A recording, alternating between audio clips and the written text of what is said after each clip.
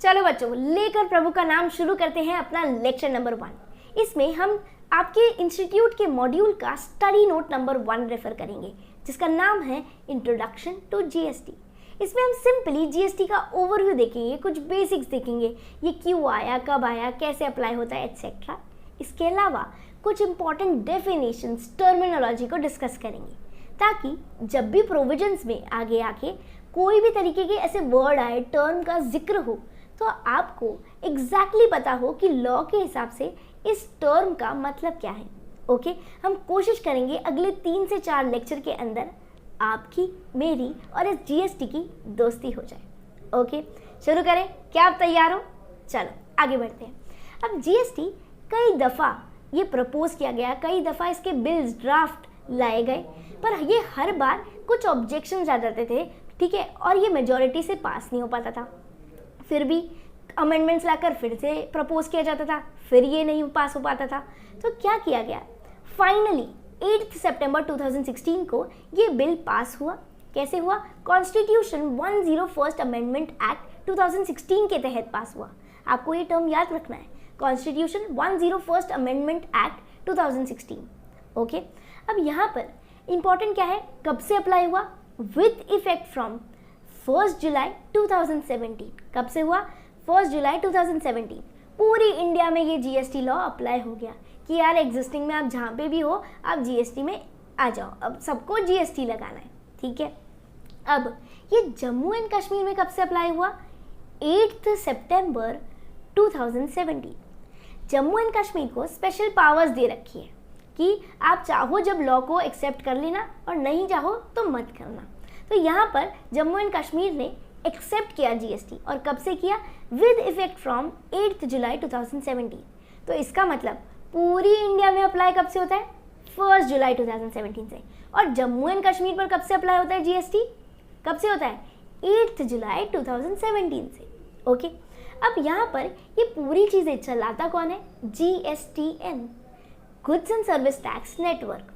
ये 100% government company है। क्या है? 100% गवर्नमेंट कंपनी है, ऊपर से नॉन प्रॉफिट मेकिंग कंपनी है, मतलब एक तरीके से सेक्शन 8 एनजीओ कंपनी है। मतलब इसका मोटिव नहीं है, क्या मोटिव नहीं है? प्रॉफिट कमाना, इसका सिर्फ काम है सर्विस देना। ओके, अब ये काम क्या क्या करती है? ये एक मेजर पोर्टल्स वगैरह चलाती है, ऑनलाइन पोर्टल्स भी इसके तहत ही चल रहे हैं। इसका नाम क्या है? GSTN, goods and service tax network. Okay, next आता है हमारे पास, अब ये जीएसटी लाया क्यों गया? पहले इनडायरेक्ट टैक्सेस चलते थे, बहुत सारे नाम से चलते थे, अलग अलग लेवी होते थे, अलग अलग कलेक्ट होते थे, सबकी अलग रिटर्न्स फाइल होती थी। ओके, जैसे कि example excise duty. Excise duty क्या है? एक तरीके से मैन्युफैक्चरिंग पे जो टैक्स लगता है वो क्या है? Excise duty. जैसे ही फैक्ट्री में गुड्स बना और वो फैक्ट्री गेट से निकलने वाला है, तो उस फैक्ट्री गेट के ऊपर क्या लगा देते थे? फैक्ट्री गेट पर ही उस गुड्स पर क्या लगा देते थे? एक्साइज ड्यूटी चार्ज कर देते थे। एक्साइज ड्यूटी एक तरीके का क्या है? Manufacturing tax. तो जो मैन्युफैक्चरिंग टैक्स है, एक्साइज ड्यूटी है, वो लगती थी। सर्विस टैक्स लगता था, वैट लगता था, ठीक है, value added tax, sales tax मान सकते हो। सेंट्रल सेल्स टैक्स लगता था, CST, luxury tax, entertainment tax, entry tax, ठीक है, इतने सारे टैक्सेस लगते थे। अब जीएसटी आया तो उसने क्या बोला? 1 नेशन 1 टैक्स। इन सबको कंबाइन कर दिया और क्या किया?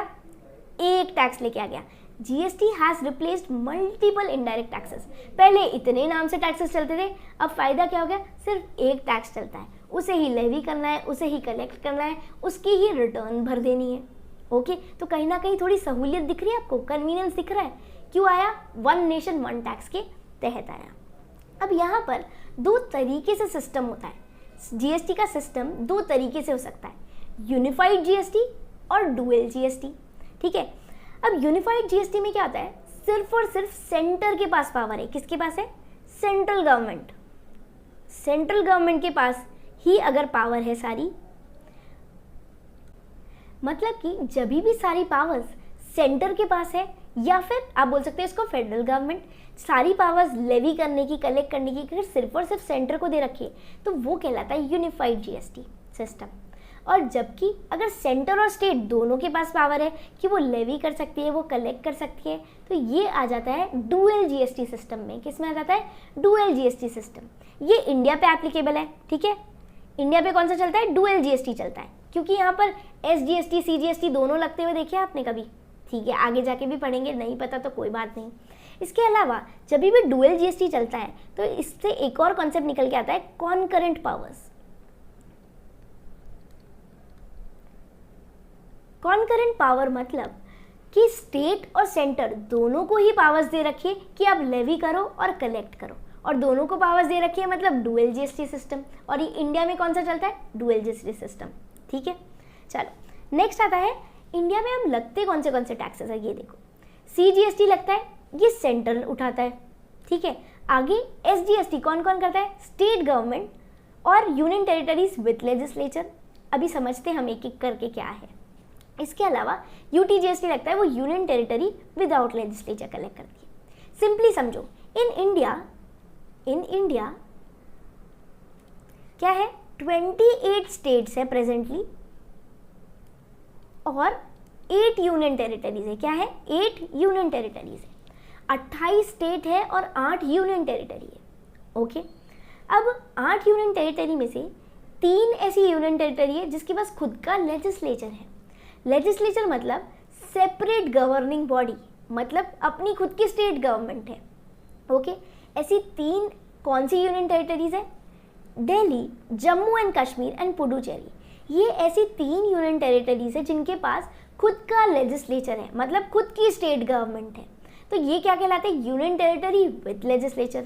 अब यहाँ पर सिंस उनकी खुद की गवर्नमेंट है तो ये आधा पैसा खुद रखते हैं, इसलिए ये कलेक्ट करते हैं CGST plus SGST.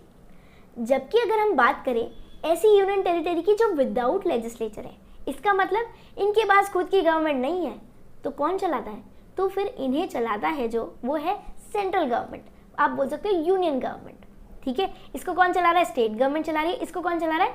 Union government ही चला रही है, सेंट्रल गवर्नमेंट ही चला रही है। तो ये क्या करता है? सीजीएसटी और यूटीजीएसटी कलेक्ट करता है। ऐसी यूनियन टेरिटरीज जिसके पास खुद का लेजिस्लेचर नहीं है, खुद की स्टेट गवर्नमेंट नहीं है, ऐसे मान सकते हो, तो वो क्या करता है? सीजीएसटी और यूटीजीएसटी कलेक्ट करता है। अब ऊपर आओ फिर से, एसजीएसटी कब कब कलेक्ट होता है? जब स्टेट गवर्नमेंट, ठीक है, स्टेट हो तब, या फिर ऐसी यूनियन टेरिटरी हो जिसके पास खुद का लेजिस्लेचर हो। ऐसी कौन है? ऐसी 3 है, जबकि ऐसी यूनियन टेरिटरी कितनी है? 5। अब ये 3 यूनियन टेरिटरीज है और ये 5 है। ये 5 कौन सी है? अंडमान एंड निकोबार फर्स्ट, दूसरी लक्षद्वीप, लद्दाख ये नया अमेंडमेंट आया है, ठीक है, स्टार लगा लो, अभी बताती हूँ कौन सा अमेंडमेंट है। इसके अलावा Dadar and Nagar Haveli and Daman and Diu, ये एक ही है, Dadar and Nagar Haveli and Daman and Diu. इसके अलावा चंडीगढ़, ये 5 हो गई। अंडमान एंड निकोबार, लक्षद्वीप, लद्दाख, दादर एंड नागर हवेली और दमन एंड दीव, ये चौथी हो गई, और 5वीं हो गई चंडीगढ़। ये 5 ऐसी यूनियन टेरिटरी है जिसके पास खुद का लेजिस्लेचर नहीं है, खुद की स्टेट गवर्नमेंट नहीं है, तो ये क्या कलेक्ट करेंगे? यूटीजीएसटी, ठीक है। अब देखो, एक अमेंडमेंट आया था नया, यहाँ पे स्टार लगा लो, डबल स्टार लगा लो और लिख लो अमेंडमेंट, ओके। कि लद्दाख नया ऐड हो गया है, यूनियन टेरिटरी की लिस्ट में लद्दाख को नया ऐड कर दिया है। इसके अलावा जो दादर एंड नागर हवेली है और दमन एंड दीव पहले अलग अलग हुआ करते थे, अब ये मर्ज हो गए हैं as a single union territory. ये दोनों ही अमेंडमेंट्स है, लद्दाख नई यूनियन टेरिटरी ऐड हो गई है और ये दोनों को मर्ज कर दिया गया है जो पहले एग्जिस्टिंग में 2 अलग अलग थी, ओके। तो अब हमारे पास टोटल कितनी है? 8 यूनियन टेरिटरी है, 3 के पास लेजिस्लेचर है, दिल्ली, जम्मू एंड कश्मीर एंड पौंडीचेरी, और ये तीनों में क्या लगता है? सीजीएसटी और एसजीएसटी। जबकि हम विदाउट लेजिस्लेचर की बात करें तो 5 है और उन पर क्या लगता है? CGST plus UTGST. I hope this is clear, good. कोई भी केस में अगर डाउट है तो कोई दिक्कत नहीं, आराम से पूछो, पर वो डाउट को अपने पास रख लेना, ये ठीक नहीं रहेगा, ओके। नेक्स्ट देखते हैं स्कोप ऑफ जीएसटी। यहाँ पर it applies to all goods and services, ठीक है। जीएसटी कब अप्लाई होता है? सब पर अप्लाई होता है, except alcoholic liquor for human consumption. Alcoholic liquor for human consumption को जीएसटी के परव्यू के बाहर रखा हुआ है, इस पर कभी भी जीएसटी ना अप्लाई होता है ना होगा। आगे जाके कुछ अलग से प्रपोज हो जाए, कोई स्पेशल बिल पास हो जाए, ठीक है, नया अमेंडमेंट आ जाए तो अलग बात है। आज तक तो अभी तक ये जीएसटी के परव्यू के, जीएसटी के स्कोप के बाहर रखा गया है, जीएसटी के दायरे में ही नहीं आता। क्या क्या नहीं आता? एल्कोहलिक लिकर नहीं आता फॉर ह्यूमन कंजप्शन। इसके अलावा कौन सा नहीं आता? इमूवेबल प्रॉपर्टी, मतलब आपने फ्लैट खरीदा और बेचा नहीं, लैंड खरीदा बेचा, ऐसी चीज़ें नहीं आएगी, ठीक है। एल्कोहलिक लिकर इसके बाहर रखा हुआ है, नहीं अप्लाई होता। अब अगर इस पर अप्लाई नहीं होता जीएसटी तो क्या अप्लाई होता है? State excise duty plus CST या वैट। वैट मतलब वैल्यू एडेड टैक्स, ये इंट्रा में होता था और ये इंटर में होता था, सेंट्रल सेल्स टैक्स। ये नहीं समझोगे तो भी कोई दिक्कत नहीं है, पर अब क्या होता है? एक्साइज और वैट, एक्साइज वैट सीएसटी ये सब अप्लाई होता है। ये मैन्युफैक्चरिंग पे होता है, जबकि ये सेल पर होता है, ठीक है। जब भी मैन्युफैक्चर किया तो उस पर स्टेट एक्साइज लग जाता है, और फिर उसके बाद में जब उसकी सेल परचेज होती है तो उस पर क्या लग जाता है? वैट लग जाता है। आई बात समझ? अब यहाँ पर हम नेक्स्ट आते हैं, ऐसे 5 गुड्स हैं, ऐसे 5 प्रोडक्ट्स हैं जिन पर जीएसटी एक आने वाली डेट से लगेगा। क्या लिखा है? GST will be levied from a date to be notified. जब से ये एक्ट आया तब से यही लाइन लिखी जा रही है कि एक डेट पर अनाउंस होगा कि इस पर जीएसटी भी लगना चालू होगा, तब तक इस पर जीएसटी नहीं लगता। क्या क्या है वो? Petroleum crude first, second diesel या फिर आप बोल सकते हो हाई स्पीड डीजल, थर्ड आता है पेट्रोल। पेट्रोल को बोला जाता है मोटर स्पिरिट भी बोला जाता है, ठीक है। आप इसको लिखना है तो यहाँ पे लिख लो motor spirit, also known as motor spirit. Petrol को मोटर स्पिरिट भी कहा जाता है, डीजल को हाई स्पीड डीजल भी कहा जाता है। तो अभी तक अपने 3 पढ़े। पेट्रोलियम क्रूड, पेट्रोलियम क्रूड क्या होता है? स्टार्टिंग में जो एक्सट्रैक्ट होता है अर्थ से वो पेट्रोलियम क्रूड होता है, उसको फर्दर प्रोसेस करने के बाद में उससे पेट्रोल, वैसलीन ये सब निकलता है, ठीक है। Diesel, petrol, ETF aviation turbine fuel, ETF और नेचुरल गैस, ये ऐसी 5 प्रोडक्ट्स है जिस पर जीएसटी अप्लाई होगा। कब से होगा? From the date it is notified, okay. और जब इस पर अभी अप्लाई नहीं हो रहा जीएसटी तो इस पर अप्लाई क्या होता है? ये देखो, इस पर अब करंटली अप्लाई होता है एक्साइज ड्यूटी और सीएसटी या वैट आप बोल सकते हो। क्या होता है? एक्साइज ड्यूटी, एक्साइज ड्यूटी हो जाएगा मैन्युफैक्चर पे, और सीएसटी या वैट कब हो जाएगा? सेल पर, इसके सेल परचेज पर। नेक्स्ट आता है टबैको और टबैको प्रोडक्ट। हमेशा याद रखना इंपॉर्टेंट है। क्या इंपॉर्टेंट है? इस पर दोनों ही चीज़ें अप्लाई होती है, एक्साइज ड्यूटी भी और जीएसटी भी। अरे बाबा रे, मतलब कि बहुत महंगा है। हाँ, पर फिर भी लेने वाले तो लेते ही हैं, खाने वाले तो खाते ही हैं। इसको सिन प्रोडक्ट भी कहा जाता है, टबैको को सिन प्रोडक्ट, सिन गुड। क्या बोला जाता है? सिन गुड। सिन मतलब गलत, हार्मफुल प्रोडक्ट। तो हार्मफुल प्रोडक्ट भी कहा जाता है, हार्मफुल गुड है। इस पर एक्साइज ड्यूटी भी लगती है और जीएसटी भी लगता है। यही एकमात्र ऐसा प्रोडक्ट है जिस पर दोनों चीज़ें लगती है। इसके अलावा इसके सामने अलग से जो ड्रग्स वगैरह होते हैं, इंडियन हेम्प, ओपीएम, ये सब इंडियन मतलब लोकल वीड्स मान लो, या फिर मान लो नार्कोटिक ड्रग्स, इन ड्रग्स पर भी क्या लगता है? एक्साइज ड्यूटी और जीएसटी दोनों लगता है। ये दोनों ही ऐसी चीज़ें हैं सिर्फ जिस पर एक्साइज ड्यूटी और जीएसटी दोनों लगता है। अल्कोहल पर क्या लगता है? एक्साइज ड्यूटी और सीएसटी वैट। बाकी 5 पर पेट्रोलियम, डीजल, पेट्रोल, एटीएफ और नेचुरल गैस, ऐसे 5 प्रोडक्ट्स हैं जिन पर जीएसटी अप्लाई होगा आने वाली डेट से, जब आगे जाके नोटिफाई हो जाएगी उस डेट से। नेक्स्ट आता है इंट्रा स्टेट और इंटर स्टेट। बहुत इंपॉर्टेंट है, आधे लोग इसमें कंफ्यूज रहते हैं यार, इंट्रा मतलब, इंटर मतलब। इंट्रा मतलब विद इन स्टेट। क्या बोलो? सेम स्टेट, है ना। इसमें लिख लो विद इन स्टेट अगर आपको लिखना है तो, कि विद इन जगह पे हो जाए ना तो वो क्या कहलाएगा? इंट्रा। मतलब कि आप एग्जाम्पल क्लास में हो, ठीक है, फॉर एग्जाम्पल 5th क्लास में हो, और क्लास में ही एग्जाम हो जाए, टेस्ट हो जाए, ठीक है, और कौन फर्स्ट आएगा देखती है टीचर, तो क्या होता है वो? Intra class. जबकि अगर 2 क्लासेस के बीच में हो कि 5th A के और 5th B, ठीक है, दोनों के जने हो और देखते हैं कौन सी क्लास फर्स्ट आती है, तो ये क्या हो गया? Inter class. आई बात सर? आपको देखा होगा विद इन स्कूल कोई कंपटीशन हो जाए तो बोलते थे अपन इंट्रा स्कूल। और अगर 2 स्कूल्स के बीच में कंपटीशन हो रहा हो, मल्टीपल स्कूल्स के बीच में कंपटीशन हो रहा हो, तो अपन क्या बोलते थे? इंटर स्कूल कंपटीशन में जीत के आए हैं या पार्टिसिपेट करके आए हैं। बात आ रही समझ? अगर विद इन स्टेट हो जाए तो वो कहलाता है इंट्रा, INTRA। जबकि दो स्टेट्स के बीच में हो रहा हो तो वो कहलाता है इंटर। अब यहाँ पर अगर सप्लायर की लोकेशन और जहाँ पे प्लेस ऑफ सप्लाई है वो सब कुछ सेम ही जगह पर हो रहा है, फॉर एग्जांपल आप दिल्ली के सप्लायर हो और आप दिल्ली में ही सेल कर रहे हो, और ठीक है, तो क्या होगा, विद इन स्टेट।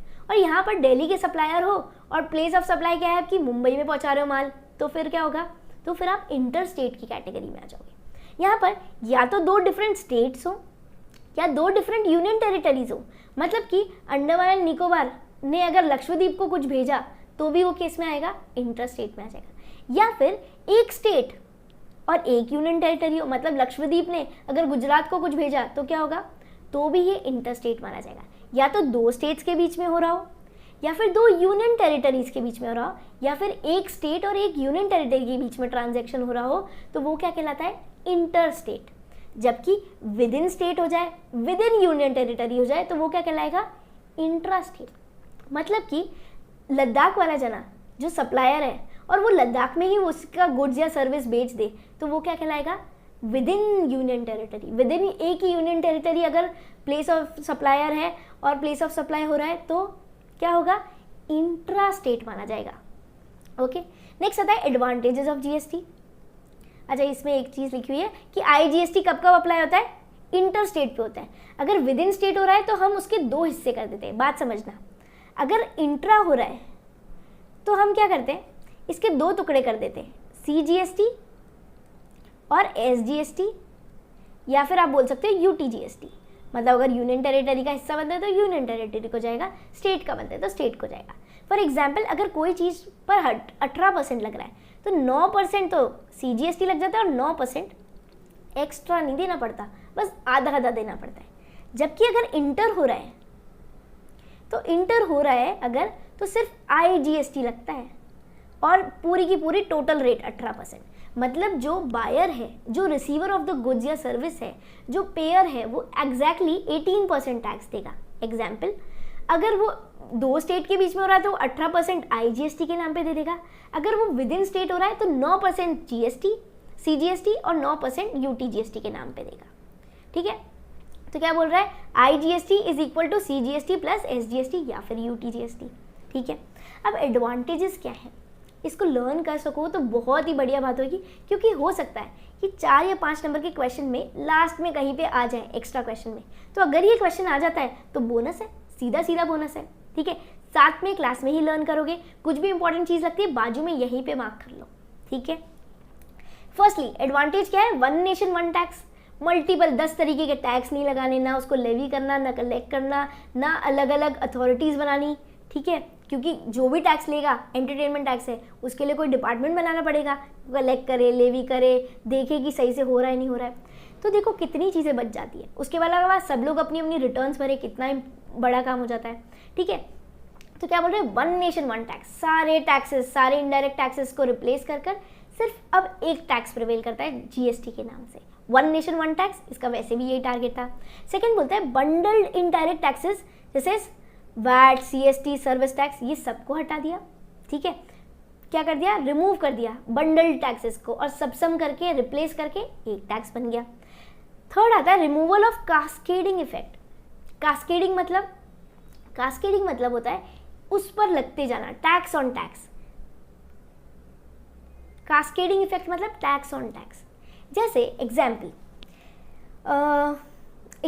कैसे, आपका 1000 रुपये का गुड है, ठीक है, फैक्ट्री में बन गया, इसमें लेबर की कॉस्ट, मटेरियल की कॉस्ट, ओवरहेड सब कुछ मिलाकर 1000 रुपये का पड़ा। ठीक है, कॉस्ट पड़ गई आपकी। अब ये जैसे ही फैक्ट्री गेट से निकलने लगा, मैन्युफैक्चरिंग ड्यूटी लग जाएगी, मतलब एक्साइज ड्यूटी लग गई। एक्साइज ड्यूटी एक बार इजी करने के लिए मान लेते 100 रुपये लग गई। ठीक है, तो मतलब अब गुड कितने का हो गया, वो प्रोडक्ट कितने का हो गया, 1100 रुपये का हो गया।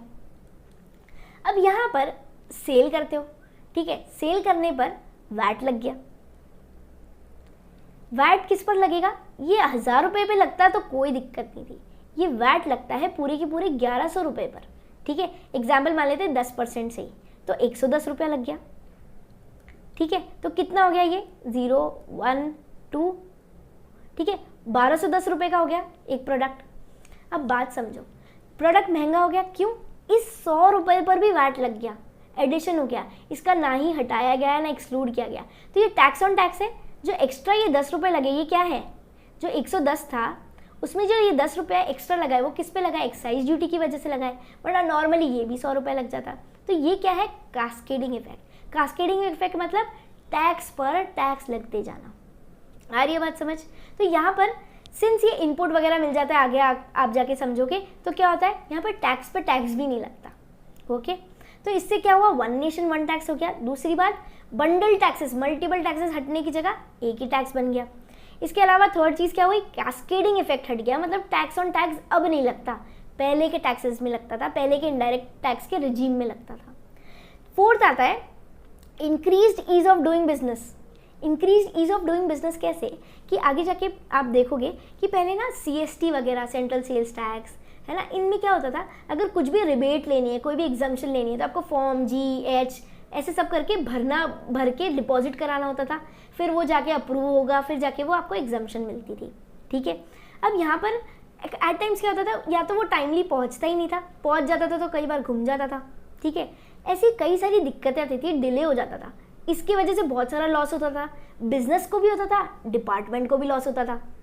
ठीक है, तो अब क्या होने लग गया, अब सिंस वो ऑनलाइन पोर्टल बन गया, सब कुछ बहुत ऑर्गेनाइज हो गया, ये फॉर्म्स भरने की ज़रूरत नहीं है, जो एग्जाम्पशन है वो बहुत आसानी से अवेल करी जा सकती है, तो बिजनेस को आसानी होगी ना GST में, तो इसलिए बोला गया fourth point, ease of doing business. Fifth है लोअर कॉस्ट ऑफ प्रोडक्शन। क्यों लोअर कॉस्ट ऑफ प्रोडक्शन, अगर आपको इनपुट मिल जाएगा कोई भी चीज़ का, फॉर एग्जाम्पल देखो, अगर आपने कोई परचेज किया, एग्जाम्पल आपने कोई चीज़ परचेज की, ठीक है, आपने परचेज करी 100 रुपये की, है ना, उस पर आप 18 रुपीज़ GST दे के आए, एग्जाम्पल टैक्स दे के आए, जो भी है, तो आपको कॉस्टिंग कितनी पड़ गई, 118। अगर ये 18 रुपये कोई बोले यार बाद में जाके मैं सेट ऑफ कर दूंगा, तो आप क्या करोगे, आप बुक करोगे कॉस्ट को 100 रुपये पे और इसको असेट की तरह बुक कर लोगे, बाद में जाके सेट ऑफ कर लोगे। तो आपकी कॉस्टिंग, अगर इनपुट मिल जाता है, अगर आप उसको असेट की तरह क्लेम कर सकते हो, बाद में सेट ऑफ क्लेम कर सकते हो, तो आपकी कॉस्ट में नहीं जुड़ा। अगर कॉस्ट में नहीं जुड़ा तो फ़ायदा क्या हो गया, कॉस्टिंग कम हो गई, तो आपकी 18 रुपये तो बच गए एक तरीके से, आगे जाके सेट ऑफ हो जाएंगे, और ये 100 रुपये ही कॉस्टिंग बची। इंस्टीड अगर पहले के टैक्सेस होते और आपको सेट ऑफ नहीं मिलता तो आपकी 118 रुपये टैक्स हो जाता, आपकी 118 रुपये कॉस्टिंग हो जाती। तो सिंस ये इनपुट मिलने के कारण क्या हो रहा है, lower cost of production, purchase की कॉस्ट, बनने की कॉस्ट, सब कुछ कम हो रही है, डिमांड इंक्रीज हो रही है। डिमांड इंक्रीज होने से क्या हो रहा है, ultimately lead to rise in the production of goods, resultant boost to make in India initiative. Make in India मतलब आत्मनिर्भर भारत बनाना चाहते हैं। क्या बनाना चाहते हैं, आत्मनिर्भर भारत, मेक इन इंडिया। ये प्रमोट किया जा रहा है, क्यों किया जा रहा है, ताकि हमारे फॉरेन करेंसी के रिजर्व्स बने रहें और बढ़ते जाएं, हम इंपोर्ट्स पर डिपेंडेंट ना हो, हम सेल्फ रिलायंट बन जाएं। आत्मनिर्भर मतलब मेक इन इंडिया इनिशिएटिव क्यों किया जा रहा है, ताकि हम आत्मनिर्भर बने। आत्मनिर्भर मतलब एग्जाम्पल, आपका कोई टेस्ट है इनकम टैक्स का, किसी का भी, ठीक है, और आप इतनी अच्छे से प्रिपरेशन करके जाओ, इतने अच्छे से पढ़ के जाओ, इतनी अच्छी प्रैक्टिस करके जाओ कि आपको आजू बाजू वालों से कुछ पूछना ना पड़े। अगर ऐसा दिन आया तो वो दिन आप आत्मनिर्भर कहलाओगे, कि मतलब सेल्फ डिपेंडेंट, आपको किसी की हेल्प लेने की ज़रूरत नहीं है। आ रही है बात समझ, आपको ना करना पड़ेगा यार ये 5th का A बताना, तो क्या हो जाएगा, आत्मनिर्भर।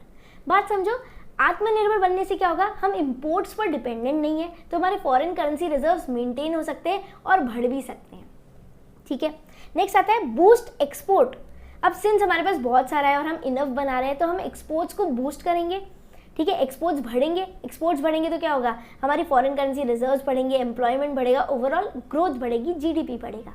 ठीक है, क्या बढ़ेगा, manufacturing activity, more employment, more increase in GDP, और इसके अलावा सब्सटैंटिव इकोनॉमिक ग्रोथ। ठीक है, ये 6 एडवांटेजेस है। क्या है, वन नेशन वन टैक्स। दूसरी बात, मल्टीपल टैक्सेस को हटाकर क्या किया, एक टैक्स बना दिया, removal of bundled indirect taxes. Third बात क्या करी, कास्केडिंग इफेक्ट हटा दिया, टैक्स ऑन टैक्स हटा दिया। फोर्थ चीज, ease of doing business. Fifth, costing कम कर दी प्रोडक्शन की। सिक्स्थ क्या है कि हमने एक्सपोर्ट्स को बूस्ट कर दिया GST लाने से। याद रहेगी बात, 6 की 6 लर्न करनी है, एक और बार रिवाइज करना।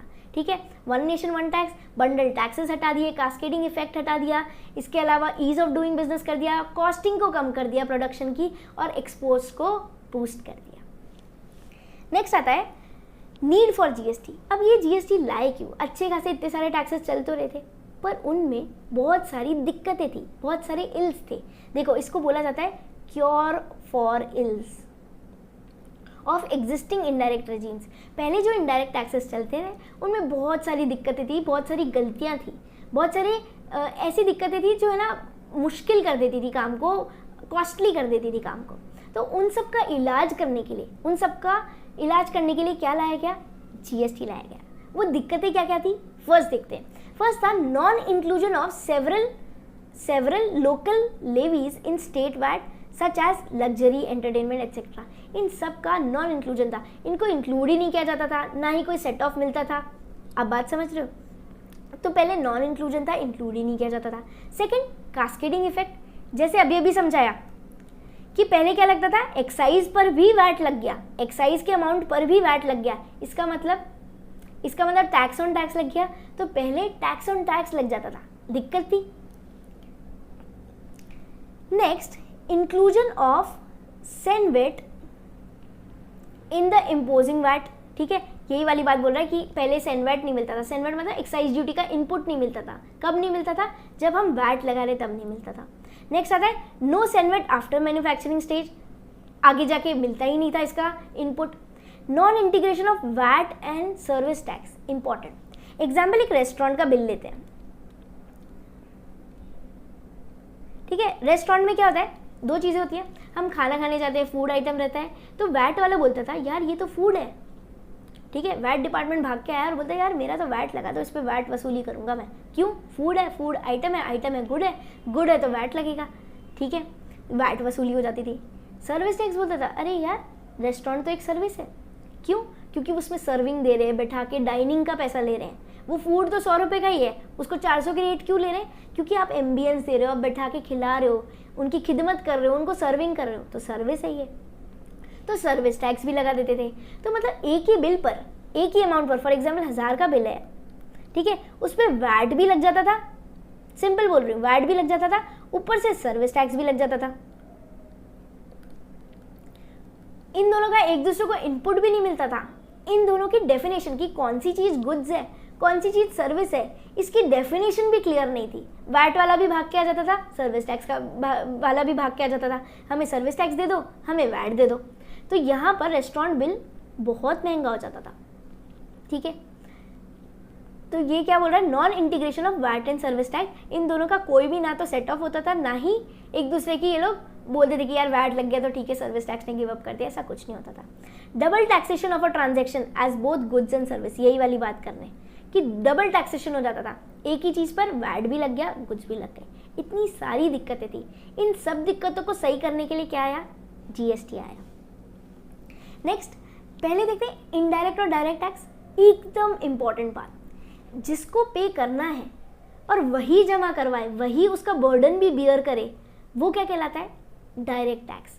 Burden of tax borne by the person himself, जिसको पे करना है, जेब से भी उसके आउटफ्लो जाए और जमा भी वही कराए, वो क्या कहलाता है? Direct tax. ये लगता किस पर है? इनकम पर। क्या लगता है? इनकम पर। जबकि इनडायरेक्ट टैक्स क्या होता है? सेलर बायर से कलेक्ट करता है और डिपार्टमेंट को जमा करवा देता है। सेलर क्या करता है?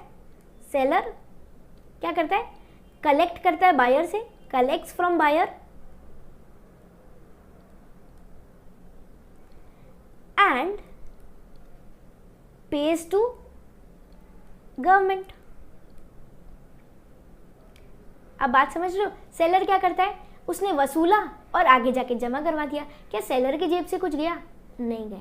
तो यहाँ पे क्या हो रहा है? Burden of tax can be shifted to another person. Shift हो गया ना, बर्डन ऑफ टैक्स सेलर को जमा करवाना था, पर उसने वसूल किससे लिया?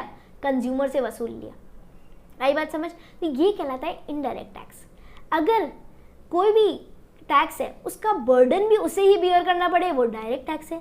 अगर उसका बर्डन कोई और बियर कर रहा हो, वो शिफ्ट हो सकता हो बर्डन, तो वो कहलाता है इनडायरेक्ट टैक्स। ओके, इन दोनों में डिफरेंसेस कुछ दे रखे, वो देखते चलते हैं। ये क्वेश्चन आ गया तो आपके लिए बोनस क्वेश्चन है, आंख बंद करके भी आप लिख सकते हो। ओके, मतलब आपको पॉइंट्स याद आ जाएंगे। क्या है, बियरर और सफरर, पेयर ऑफ टैक्स और सफरर दोनों क्या है, सेम पर्सन है, जबकि यहाँ पर सफरर और बियरर क्या है, डिफरेंट पर्सन है। डिफरेंट है ना। इनकम पर लगता है, ये किस पर लगता है, इनकम पर लगता है, जबकि ये सप्लाई पर लगता है। ये आप आगे जाके देखेंगे, सप्लाई मतलब गुड्स और सर्विसेज का कोई भी ट्रांजैक्शन होगा तब जाके इनडायरेक्ट टैक्स लगेगा, जबकि इनकम टैक्स कब लगता है, इनकम पर लगता है। Next, rate of tax different होती है फ्रॉम पर्सन टू पर्सन। सही बात है। अब डोमेस्टिक कंपनी है तो 30% लगेगा, फॉरेन कंपनी है 40% लगेगा, कोऑपरेटिव कंपनी उसकी अलग ही स्लैब रेट चल रही है, तो अगर HUF है तो उसकी अलग स्लैब रेट चल रही है, इंडिविजुअल है, सीनियर सिटीजन है या सुपर सीनियर सिटीजन है, सबकी अपनी स्लैब रेट चल रही है, तो डिफरेंट होता है ना। तो क्या बोल रहे हैं, टैक्सेस डिफर करते हैं फ्रॉम पर्सन टू पर्सन, जबकि यहाँ पर क्या होता है, नॉट डिफर, सेम रेट है। मतलब अगर नमक लेने गए, ठीक है, और नमक पर अगर 5 रुपया GST लग रहा है, तो वो चाहे अंबानी खरीदे चाहे फुटपाथ वाला खरीदे, सेम ही पे करना पड़ेगा, वो जो टैक्स है वो ही देना पड़ेगा। एग्जाम्पल, आप कोई टॉफ़ी लेने गए, उसमें भी inclusive MRP inclusive of taxes होता है, तो वो 1 रुपये की टॉफ़ी है, वो सबके लिए 1 रुपये की है। क्यों? क्योंकि उसमें इंक्लूडेड है टैक्सेस। क्या होता है, ऐसा होता है क्या, अंबानी तू बहुत अमीर है यार, ज़्यादा टैक्स दे दे, और कोई जना बहुत गरीब है या मिडिल क्लास का है तो यार कम टैक्स दे दे। नहीं, क्या होता है, इनकम के हिसाब से नहीं चलता, आपकी जो हैसियत है उसके हिसाब से नहीं चलता, एक फ्लैट रेट है, चाहे कैसा भी जना हो, अगर वो स्पेसिफिक प्रोडक्ट या सर्विस खरीद रहा है तो उसको उतना स्पेसिफिक टैक्स देना पड़ेगा। ठीक है, क्या बोल रहे हैं, does not differ from person to person, same है। Entire revenue goes to central government, जबकि यहाँ पर सेंटर और स्टेट, अपने पास क्या है, डुअल GST कॉन्सेप्ट है। डुअल GST में क्या होगा, डुअल GST सिस्टम है ना, इसमें क्या होगा, कुछ पोर्शन स्टेट के पास जाएगा, कुछ पोर्शन स्टेट और सेंटर के पास जाएगा, दोनों के पास जाएगा, दोनों के पास कॉन्ग्रेंट पावर्स है, वो लेवी कर सकते, कलेक्ट कर सकते हैं। और इनकम टैक्स का पैसा, डायरेक्ट टैक्स का पैसा डायरेक्टली सेंट्रल के पास जाता है। ठीक है, यहाँ पे previous year assessment year concept है, जिस ईयर में कमाया वो फाइनेंशियल ईयर कहलाता है प्रीवियस ईयर, और उसके अगले साल में इनकम कंप्यूटेशन होती है, आप टैक्सेस भरते हो, अपनी रिटर्न फाइल करते हो, वो कहलाता है असेसमेंट ईयर। ठीक है, next year following the previous year is known as assessment year. Whereas indirect taxes में ऐसा कोई कॉन्सेप्ट नहीं है, ना ही प्रीवियस ईयर का है ना ही असेसमेंट ईयर का है, एक ही ईयर है, उसके अंदर ही वो डेट्स बता देता है कि अगले महीने की इस तारीख को ये रिटर्न फाइल कर देना, ये जमा करवा देना, इस दिन ये पैसा जमा करवा देना, आ जाता है। टैक्स लाइबिलिटी आपकी इस दिन अराइज होगी। तो क्या बोल रहे हैं, नो प्रीवियस ईयर और असेसमेंट ईयर कॉन्सेप्ट है, जबकि यहाँ पर डायरेक्ट टैक्स में AY PY का कॉन्सेप्ट है। यहाँ पर जो बोर्ड का नाम है वो CBDT है, central board of direct tax, जबकि यहाँ पर क्या है, CBIC, central board of indirect taxes and custom. इनका फुल फॉर्म याद रखना है आपको। CBDT है डायरेक्ट टैक्स में, central board of direct taxes, मतलब कुछ भी तरीके के रूल्स लाने, रेगुलेशंस लाने, वो कौन लाता है, CBDT लाती है। जबकि इनडायरेक्ट टैक्स में कोई भी तरीके का अमेंडमेंट लाना है, रिफॉर्म लाना है, नई चीज़ लानी ले जानी, कुछ भी करना है, उसका डिपार्टमेंट कौन है, CBIC। इसका फुल फॉर्म क्या है, central board of indirect taxes and custom. पहले इसका नाम क्या था, central board of excise and custom, पहले नाम क्या था। तो अब ये CBEC से, CBEC has been renamed as CBIC. CBEC has been renamed as CBIC. Okay? आपको चाहिए, नहीं दिख रहा हो तो बता देती हूँ। CBEC has been renamed as CBIC. अब इसका नाम क्या हो गया, CBIC, central board of indirect taxes. पहले क्या था, central board of excise and custom. ठीक है, इनडायरेक्ट टैक्सेस एंड कस्टम। वो यहाँ पे क्या है, प्रोग्रेसिव इन नेचर, और यहाँ पे रिग्रेसिव इन नेचर। ठीक है, प्रोग्रेसिव इन नेचर मतलब रेट बढ़ती जाती है, फर्स्ट 2.5 लाख तक एग्जाम, उसके बाद 10%, 15% रेटें बढ़ती जाती है, उसके बाद अगले 2.5 लाख पे कुछ और %, फिर अगले 2.5 लाख पे कुछ और, 10 लाख तक अलग, 15 लाख तक अलग, 50 लाख के ऊपर चल गए तो सरचार्ज अलग। बात समझ लो, rate as the income increases rate भी हायर होती जाती है, जबकि यहाँ पर फ्लैट रेट है, चाहे आप 1 यूनिट खरीदो, चाहे 10 यूनिट, चाहे 100 यूनिट, कोई दिक्कत नहीं है, जो रेट एप्लीकेबल है वही लगेगी। ठीक है। एग्जाम्पल, अगर 10% रेट है तो 10% ही लगेगी, 12% है तो 12% ही लगेगी in respective of the units. जबकि यहाँ पर इनकम वेरी करेगी, ठीक है। आप लिख सकते हो रेट वेरीज, ठीक है, इनकम के हिसाब से वेरी करती है। ओके, नेक्स्ट आता है हमारे पास interstate versus intrastate stock transfer, ठीक है। इंट्रास्टेट मतलब विद इन स्टेट और इंटरस्टेट मतलब दो स्टेट्स के बीच में। अब बात समझो, क्या होता है, फॉर एग्जाम्पल एक स्टेट है जिसके अंदर 3 आउटलेट है, 3 आउटलेट मतलब 3 दुकानें मान लो, ABC, या 3 ब्रांच मान लो, ठीक है। फॉर एग्जाम्पल एक एग्जाम्पल लेते हैं हल्दीराम का, ठीक है। अब हल्दीराम का एक स्टेट में कितनी दुकान है, 3 दुकान है एक स्टेट के अंदर, दुकान A, दुकान B, दुकान C, 3 आउटलेट्स है। यहाँ पर इसके पास ऑप्शन है, ठीक है। क्या बोलता है कि आप सेपरेट रजिस्ट्रेशन लेना चाहते हो या नहीं लेना चाहते।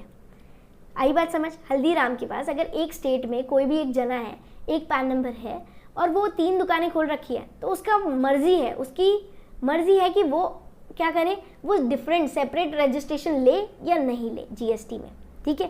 तो अगर सेपरेट रजिस्ट्रेशन लेना या नहीं लेना क्या है, ऑप्शन है। तो अगर सेपरेट रजिस्ट्रेशन ले लिया, सेपरेट रजिस्ट्रेशन ले लिया अंडर GST, ठीक है, तो ये कहलाते हैं डिस्टिंक्ट पर्सन। क्या कहलाएंगे, डिस्टिंक्ट पर्सन। अब जैसे ही ये डिस्टिंक्ट पर्सन हो जाते हैं, इनके बीच में कोई भी सप्लाई होगी, स्टॉक ट्रांसफर होगा, वो टैक्सेबल होगा। क्या होगा, टैक्सेबल होगा।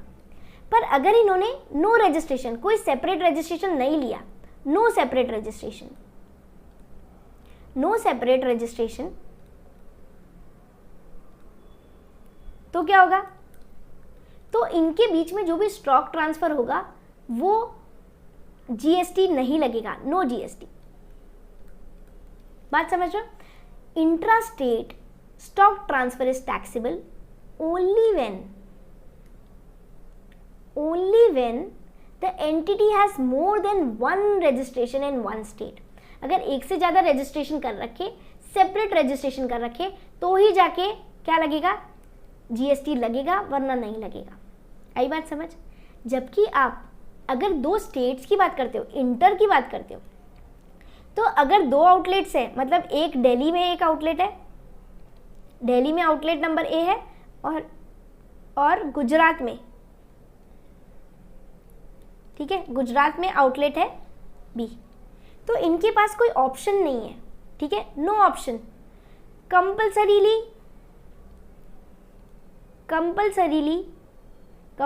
आप इनको क्या करना पड़ेगा, compulsory separate registration required, separate registration is required.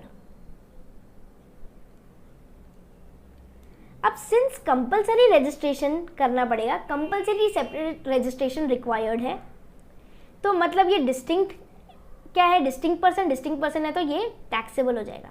अब इनके बीच में कोई भी ट्रांजैक्शन हुआ, कोई स्टॉक ट्रांसफर हुआ, तो क्या होगा, टैक्सेबल होगा। मतलब कि हल्दीराम वाले ने, एक यूनिट ने, B आउटलेट ने बोला अरे यार 100 पैकेट भिजवा दे कचौरी के, ठीक है, तो इसने बोला ठीक है यार, हाजिर है, भिजवा दिया।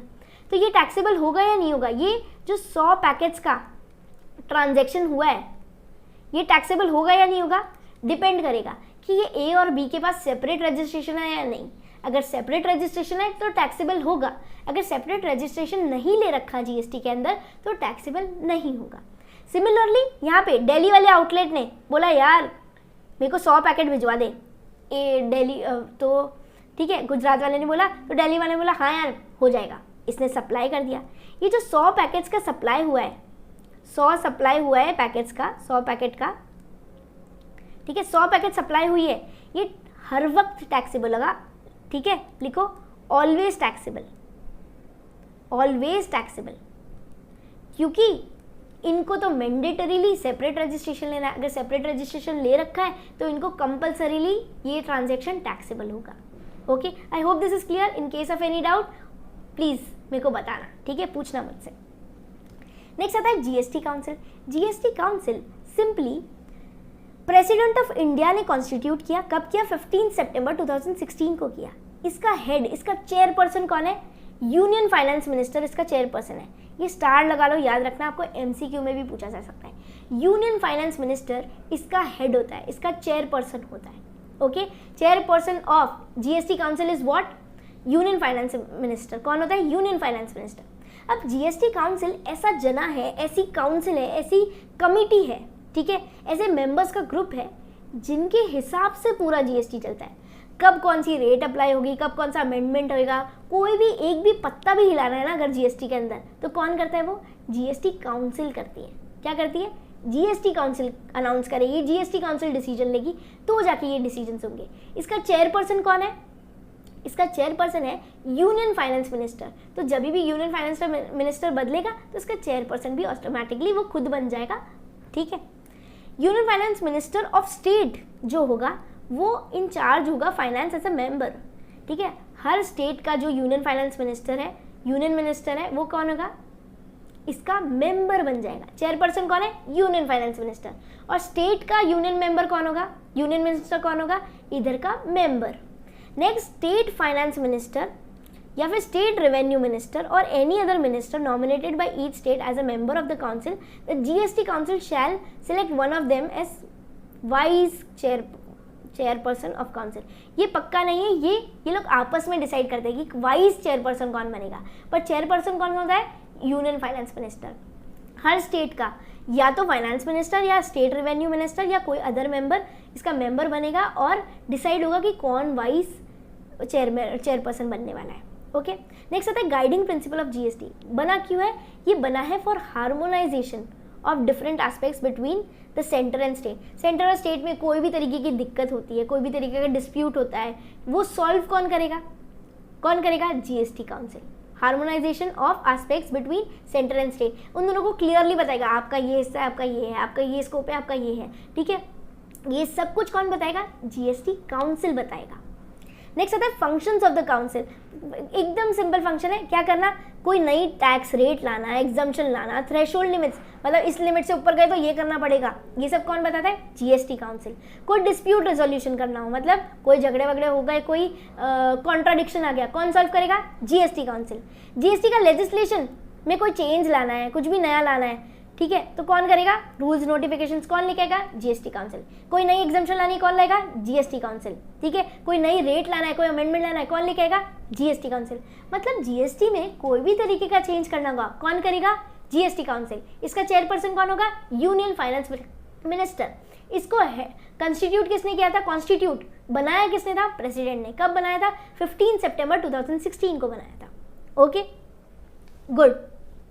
नेक्स्ट हम कुछ इंपॉर्टेंट डेफिनेशंस के बारे में बात करेंगे। ये इंपॉर्टेंट डेफिनेशंस क्या है? ताकि आगे जाके एक एक वर्ड ना आपके प्रोविजंस में आता है कि यार अगर टैक्सेबल टर्नओवर ये है, ये एग्रीगेट टर्नओवर ये है, तो आपको ये करना पड़ेगा, ठीक है। ऐसा सब बहुत सारे कुछ कॉम्प्लेक्स प्रोविजंस भी हैं, तो उनमें जब भी कोई टर्म रेफर करी जाएगी तो वो आपको उसका मतलब कैसे समझना है? इस डेफिनेशन से समझना है। ओके, सिंपल है, ईजी है, उसको देखते हुए चलेंगे। फर्स्ट आता है अपनी बहुत इंपॉर्टेंट डेफिनेशन, बहुत प्यारी डेफिनेशन, अच्छी सी डेफिनेशन है। क्या है? फर्स्ट डेफिनेशन आती है एग्रीगेट टर्नओवर की। इसका सेक्शन याद नहीं करना, पर सारी की सारी डेफिनेशंस किस में दे रखी है? सेक्शन नंबर 2 में दे रखी है। अगर आपने डायरेक्ट टैक्सेशन पढ़ा है, कुछ भी थोड़ा बहुत भी याद है, तो याद करना सारी डेफिनेशंस किस में देते थे? Section 2 of income tax act 1961। ऐसे यहाँ पर भी जीएसटी में भी सारी डेफिनेशंस किस में दे रखी है? किस में दे रखी है? सेक्शन नंबर 2 में।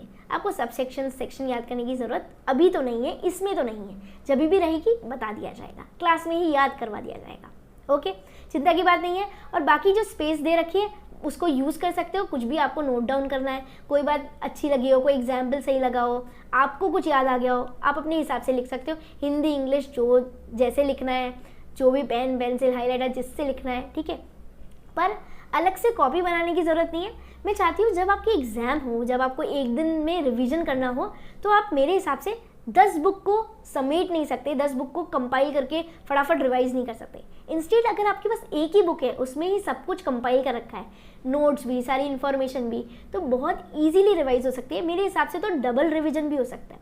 जहाँ पर लोग एक रिविजन नहीं कर पा रहे, आप 2 रिविजन के लिए तैयार हो सकते हो। ठीक है, तो ये स्ट्रैटेजी रखेंगे हम, कोशिश करेंगे ईजिली आप इतने अच्छे से तैयार हो जाओ। मेरी पता है क्या कोशिश है कि आप जब अपने एग्जाम में बैठो ना, तो आप एकदम आत्मनिर्भर बैठो, मतलब एकदम वेल प्रिपेयर्ड। आपको आजू बाजू किसी से कोई मतलब नहीं, आपको पूरा का पूरा पेपर आना चाहिए, इतना कॉन्फिडेंस होना चाहिए और पार निकलना है। ठीक है, साथ में निकलेंगे, ये वादा है। ठीक है, धीरे धीरे धीरे करके आगे जाएंगे, धीरे धीरे जीएसटी को और डीप में समझते जाएंगे, इंटरलिंक करेंगे। ठीक है, और बहुत अच्छे से समझाने की कोशिश करूँगी कोई भी चीज़ रटनी ना पड़े, आपको समझ आए एक एक चीज़। ठीक है, चलो एग्रीगेट टर्नओवर में क्या करेंगे, ऑल टैक्सेबल सप्लाईज, मतलब ऐसी कोई भी सप्लाई है, ऐसा कोई भी गुड्स और ट्रांजेक्शन्स है जिस पर टैक्स लगने वाला है, जिस पर जीएसटी अट्रैक्ट होता है, वो सारी चीज़ें जब भी आप सेल करोगे आपके किस में आएगी, टर्नओवर में। टर्नओवर मतलब सेल। ठीक है, टर्नओवर मतलब किससे बात है, सेल से बात है आपकी, आपने जो आउटवर्ड सप्लाई किया। ठीक है, तो all taxable supplies, exempt supplies, चाहे आपने ऐसी सेल किए हो जिस पर टैक्स नहीं लगता, जो एग्जम्प्ट है जीएसटी से। ठीक है, ऐसी लिस्ट भी पढ़ेंगे, ऐसी लिस्ट ऑफ गुड्स और लिस्ट ऑफ सर्विसेज है जिस पर जीएसटी नहीं लगता, वो एग्जम्प्ट है। ठीक है, तो अगर उसको आपने सेल किया, उसको आपने आउटवर्ड सप्लाई किया, तो वो भी इंक्लूड करना है, टैक्सेबल भी करना है और एग्जम्प्ट वाला भी करना है। नेक्स्ट आता है एक्सपोर्ट ऑफ गुड्स और सर्विसेज। कोई एक्सपोर्ट किया मतलब इंडिया के बाहर ही भेज दिया, कंट्री के बाहर भेज दिया, उससे भी इंक्लूड करना है। चाहे इंटरस्टेट सप्लाई हो, किसकी, having the same PAN to be computed on all India basis, मतलब कि क्या है, same PAN different registration, separate registration, मतलब कि वो हल्दीराम वाला एग्जाम्पल था ना, डिस्टिंक्ट पर्सन, ये उस डिस्टिंक्ट पर्सन की बात कर रहा है। डिस्टिंक्ट पर्सन क्या होते हैं, डिस्टिंक्ट पर्सन वो होते हैं जिनके पास सेम पैन होता है, पैन मतलब permanent account number, same pan होता है और सेपरेट रजिस्ट्रेशन होता है, जीएसटी रजिस्ट्रेशन होता है। ठीक है, ऐसा जना जिसके पास सेम पैन नंबर है पर सेपरेट रजिस्ट्रेशन नंबर है, वो कहलाता है डिस्टिंक्ट पर्सन। तो अगर डिस्टिंक्ट पर्सन के बीच में कोई इंटरस्टेट सप्लाई भी हो रही है तो वो भी इंक्लूड की जाएगी। इसके अलावा बट एक्सक्लूड्स, बहुत इंपॉर्टेंट, पर एक्सक्लूड करता है हर तरीके का टैक्स और सेस, मतलब चाहे वो सीएसटी हो, जीएसटी हो, जो भी हो, सेंट्रल का हो, स्टेट का हो, यूनियन का हो, आईजीएसटी वाली चीज़ हो, सेस हो, वो एक्सक्लूड करना है। मतलब एग्जाम्पल, अगर आपने कोई 1000 रुपये की चीज़ खरीदी, उस पर अगर आप 180 रुपये जीएसटी दे के आए तो आपका एक सेकेंड है ना, आपने सेल करी 1000 रुपये की, उस पर जीएसटी चार्ज किया और रिसीव कितना किया पैसा, रिसीव किया आपने 1180, तो आपका टर्नओवर कितना है, टर्नओवर आपका है 1000 रुपये, because you have to exclude the tax portion, though you have collected it but you have to pay it to the government, okay, it is not yours, therefore it is not included in the turnover.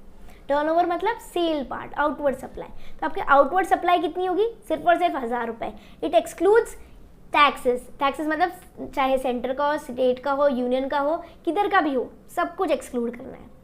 Include क्या क्या करना है, सारी taxable supply, exempt supply, export वाली, interstate जो distinct person लोग कर रहे हैं, मतलब सेम पैन वाले कर रहे हैं, इसके अलावा, ठीक है, और एक्सक्लूड करना है ये सेस टैक्स। अब बात समझो, taxable supply excluding the value of inward supply on which tax is payable by a person on RCM basis, reverse charge mechanism। कभी कभी ऐसे स्पेसिफिक सिचुएशंस दे रखे, ऐसे स्पेसिफिक ट्रांजैक्शन दे रखे कि जब भी ऐसा ट्रांजैक्शन हो तो जो रिसीवर होगा, रिसीवर ऑफ दैट गुड और सप्लाई होगा, सर्विस होगा, उसको टैक्स जमा करवाना पड़ेगा। ये क्या कहलाता है, RCM, रिवर्स चार्ज मैकेनिज्म। और एक होता है फॉरवर्ड चार्ज, जो हम नॉर्मली देखते हैं। फॉरवर्ड चार्ज क्या होता है, जहाँ पर सेलर बायर से कलेक्ट कर सेलर जमा करवाता है, मतलब सप्लायर ऑफ दैट गुड और सर्विस जमा, मतलब सप्लायर ऑफ दैट गुड और सर्विस अगर जमा करवाए तो क्या आता है, फॉरवर्ड चार्ज। और वही अमाउंट ऑफ टैक्स को अगर रिसीवर ऑफ दैट गुड और सर्विस जमा करवाए तो वो क्या कहलाता है, क्या कहलाता है, आरसीएम बेसिस। तो अगर आपने कोई ऐसी परचेजेस की है, इनवर्ड सप्लाई मतलब कोई ऐसी परचेजेस की है जो कि जिस पर आपको आरसीएम बेसिस पर टैक्स जमा करवाना था, तो ऐसी चीज को एक्सक्लूड करेंगे। Excluding the value of inward supplies, that is purchases on which tax is payable by a person on RCM basis. अगर रिवर्स चार्ज पे कुछ पे करके आओ इनवर्ड सप्लाई में तो उसको भी टर्नओवर मत मान लेना। टर्नओवर सिर्फ और सिर्फ किसको मानना है, जो आउटवर्ड सप्लाई है उसको ही मानना है, मतलब सेल पोर्शन को ही मानना है, फिर वो चाहे गुड्स का हो चाहे सर्विस का हो। ओके, तो एग्रीगेट टर्नओवर में क्या क्या आएगा, सारी taxable supplies, taxable outward supplies, ठीक है, एक्सपोर्ट्स आ जाएंगे, इसके अलावा एग्जम्प्टेड सप्लाईज आ जाएगी, इसके अलावा क्या आ जाएगा, इंटरस्टेट सप्लाई जो सेम पैन वाले डिस्टिंक्ट पर्सन वाले, बट कोई भी तरीके का टैक्स और सेस नहीं जोड़ना, ये मिलाकर क्या कहलाएगा, एग्रीगेट टर्नओवर। आगे जाके आप जब भी एग्रीगेट टर्नओवर की बात सुनोगे तो आपको क्या याद रखना है, कि डेफिनेशन याद रखनी है। ओके, नेक्स्ट डेफिनेशन आती है हमारे पास बिजनेस, बहुत ही ज़्यादा इंपॉर्टेंट डेफिनेशन है। मतलब any trade, commerce, manufacture, profession, vocation, adventure, wager, bet, gamble or other similar activity whether और not it is for pecuniary benefit or not pecuniary benefit मतलब monetary benefit, मतलब हर चीज़ को इंक्लूड कर लिया है बिजनेस में, चाहे वो ट्रेड हो, कॉमर्स हो, मैन्युफैक्चर हो, कुछ भी हो रहा हो, प्रोफेशन हो, वोकेशन हो, एडवेंचर हो, ऐसा कुछ भी चीज़ हो वो किस में आ जाएगी, बिजनेस में आ जाएगी। वोकेशन मतलब कोई स्किल को प्रैक्टिस करना है ताकि वो कमा पाए, इतनी इनफ स्किल्स दे देना ताकि वो अपना खुद का रोजी रोटी कमा पाए, वो डेवलप कर सके, वो क्या आता है, वोकेशन। तो चाहे वो प्रोफेशन हो चाहे वोकेशन हो, मतलब क्वालिफिकेशन वगैरह नहीं है, डिग्री नहीं है, पर इतनी स्किल्स है कि वो अपना काम कर लेता है, एम्प्लॉयमेंट कर लेता है। तो या तो मैन्युफैक्चर हो, ट्रेड हो, कॉमर्स हो, प्रोफेशन हो, वोकेशन हो, ऐसा कुछ भी हो वो सब कुछ बिजनेस है। इसके अलावा इससे कनेक्शन में, इन फर्स्ट के कनेक्शन में अगर आप कोई इंसिडेंटल या एंसिलरी, एंसिलरी मतलब हेल्पिंग, सपोर्टिंग, आप कोई काम कर रहे हो वो भी बिजनेस है, ठीक है। इसके अलावा एनी एक्टिविटी और transaction in the nature of A, sub clause A मतलब ये, वेदर और not there is volume, frequency, continuity और रेगुलरिटी ऑफ सच ट्रांजेक्शन। अगर आपने बिजनेस स्टडीज पढ़ी है और आपको अगर याद आ रही हो अपनी 11th-12th की क्लास, तो वहाँ पर बिजनेस किसको मानते हैं कि उसमें प्रॉफिट मोटिव होना चाहिए, दूसरी बात उसकी फ्रीक्वेंसी होनी चाहिए, सिर्फ एक बार ट्रांजेक्शन कर लिया तो नहीं होगा, हमने क्या बोला था, वो कंटिन्यूस होनी चाहिए, वो रेगुलर बेसिस पे होती रहनी चाहिए, माना था। यहाँ पर ऐसा कोई दायरा नहीं है कि यार हर वक्त होती रहनी चाहिए, फ्रीक्वेंसी होनी चाहिए, मल्टीपल बार होनी चाहिए। अगर ऐसा एक बार भी ट्रांजेक्शन कर दिया, एक बार फ्रीक्वेंसी भी कर दी, मतलब उसका चाहे छोटा सा वॉल्यूम ही क्यों ना हो, irrespective of their volume, frequency, क्या माना जाएगा, वो सप्लाई, वो बिजनेस माना जाएगा। आ रही बात, चाहे पिक्यूनरी इंटरेस्ट हो चाहे नहीं हो, मॉनेटरी बेनिफिट हो चाहे नहीं हो, चाहे वो उसकी वॉल्यूम, फ्रीक्वेंसी, कंटिन्यूटी, रेगुलरिटी हो चाहे नहीं हो, फिर भी वो बिजनेस माना जाएगा। इसके अलावा सप्लाई और acquisition of goods including capital goods, services in connection with commencement और क्लोजर ऑफ बिजनेस। कोई नया बिजनेस चालू करना है, ठीक है, या बंद करना है, तो उसके लिए आप खरीदी बेची करते हो, तो वो सब भी इंक्लूडेड है। मतलब कैपिटल गुड्स, बड़ी सील, 1 करोड़ की मशीन खरीद ली, क्या वो भी इंक्लूड होगा, वो भी बिजनेस का पार्ट है। Next, provision by a club, association, society, etc. for a subscription or any other consideration of the facility or benefit of its member।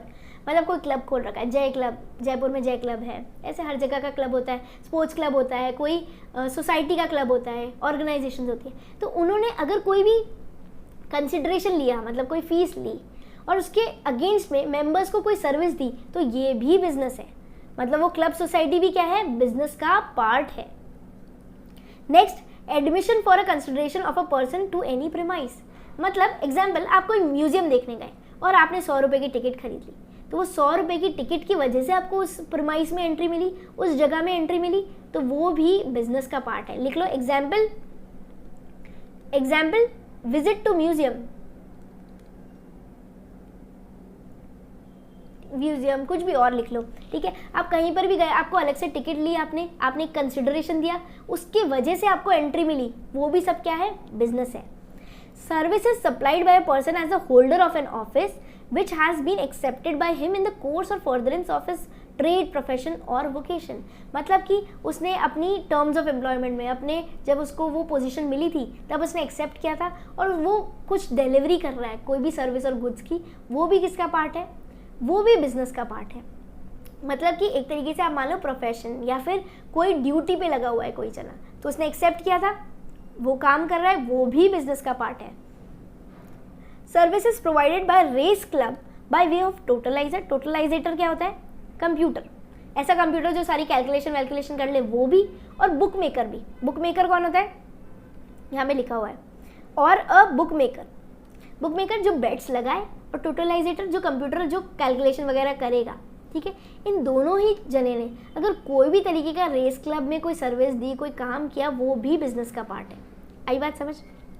Next, any activity और transaction undertaken by central government, कोई भी central government हो, state हो, union हो, कोई और local government हो, in which they are engaged as public authority. अगर वो पब्लिक अथॉरिटी के तहत कोई काम कर रहे हैं तो वो किस में इंक्लूड होगा, वो इंक्लूड किया जाएगा बिजनेस का पार्ट में। इसमें बहुत इंपॉर्टेंट है, स्टार लगा लेना, पब्लिक अथॉरिटी, ठीक है, स्टार लगा लेना। अगर वो पब्लिक अथॉरिटी मतलब जेडीए वेडीए ऐसे करके, कोई बीएमसी ऐसे करके, अगर वो कोई अथॉरिटी की तरह काम कर रही है, पब्लिक अथॉरिटी की तरह, एस्टैब्लिश अथॉरिटी की तरह काम कर रही है, तो वो बिजनेस का पार्ट है, वरना नहीं है। ओके, नेक्स्ट डेफिनेशन आती है बिजनेस वर्टिकल। बिजनेस वर्टिकल मतलब कोई एक जन है जो स्टील भी बेचता है, कार भी बेचता है, नमक भी बेचता है, तो वो क्या आ गया, इसके 3 वर्टिकल्स हो गए, 3 सेगमेंट्स हो गए, 3 अलग अलग लाइन्स ऑफ बिजनेस हो गई। तो बिजनेस वर्टिकल क्या है, स्टील का अलग वर्टिकल, नमक का अलग वर्टिकल, बिजनेस और कार का अलग वर्टिकल, ठीक है। क्या बोल रहे हैं, distinguishable component of an enterprise that is engaged in the supply of individual goods or services or group of related goods or services which is subject to risk and return and that are different from those of the other business। अब नमक में जो risk है वही गाड़ी में है क्या, और जो गाड़ी में रिस्क है वही स्टील में है क्या? इन तीनों के रिस्क और रिवॉर्ड डिफर करते हैं, रिस्क रिटर्न रिवॉर्ड सब डिफर करते हैं एक दूसरे से, यही बात है। एग्जाम्पल लिखो, example steel, salt and car, ठीक है, और एक ही जना है, ठीक है। 3 क्या है, ये वर्टिकल्स है, क्या है, वर्टिकल्स, हर एक क्या है, एक वर्टिकल है, बिजनेस वर्टिकल है। स्टील का अपना वर्टिकल है, इसके रिस्क और रिटर्न डिफर करते हैं, अंडरलाइन कर लो, रिस्क और रिटर्न क्या करते हैं, डिफर करते हैं। नेक्स्ट आता है casual taxable person. Casual taxable person मतलब ऐसा पर्सन, फॉर एग्जाम्पल जिसके पास दुकान है, ठीक है, खुद का वो दुकान है, राजस्थान में दुकान है, आराम से खाता है, पीता है, बेचता है, ठीक है, कमाता है, पर उसने अचानक से उसको पता चला मुंबई में एक एग्जीबिशन लग रही है जहाँ पर वो अपनी चीज़ों की सेल कर सकता है, अपनी रीच बढ़ा सकता है अपने प्रोडक्ट्स की। ओके, तो उसको मन हो गया, वो एग्जीबिशन के लिए जाने लगा। अब वहाँ पर 2 दिन की एग्जीबिशन है, इसका प्लेस ऑफ बिजनेस क्या है, राजस्थान। अब अपन ने बोला था जहाँ पे भी सप्लाई करेगा वहाँ पे रजिस्टर करना पड़ता है, तो मतलब वो जो जा रहा है और मुंबई में जाके सेल करेगा, पर उसकी फिक्स्ड एस्टैब्लिशमेंट थोड़ी है, वहाँ पर वो प्लेस ऑफ बिजनेस थोड़ी है, नहीं है, पर वहाँ से अगर वो सप्लाई करे तो वो मुंबई के लिए कैजुअल टैक्सेबल पर्सन है। कौन है वो, मुंबई के लिए कैजुअल टैक्सेबल पर्सन है। देखो, who occasionally undertakes transactions involving supply of goods or services or both in the course or furtherance of business, whether as principal agent or in any other capacity in a state or a union territory where he has no fixed place of business, where he has no fixed place of business, ठीक है। मुंबई में उसके पास जगह थोड़ी है, उसके पास अपनी दुकान थोड़ी है, नहीं, पर वो तो एग्जीबिशन देखने के लिए गया है ना, एग्जीबिशन में अपने सामान बेचने के लिए गया और वहाँ पे सेल भी हो गई, तो वहाँ पर वो क्या कहलाएगा, कैजुअल टैक्सेबल पर्सन। ऐसी जगह से अगर आप सेल कर रहे हो जहाँ पर आपका परमानेंट प्लेस ऑफ बिजनेस नहीं है, फिक्स्ड एस्टैब्लिशमेंट नहीं है, तो वहाँ पर आप क्या कहलाते हो, कैजुअल टैक्सेबल पर्सन। यहाँ पे एग्जाम्पल लिख लो, सेल इन एग्जीबिशन,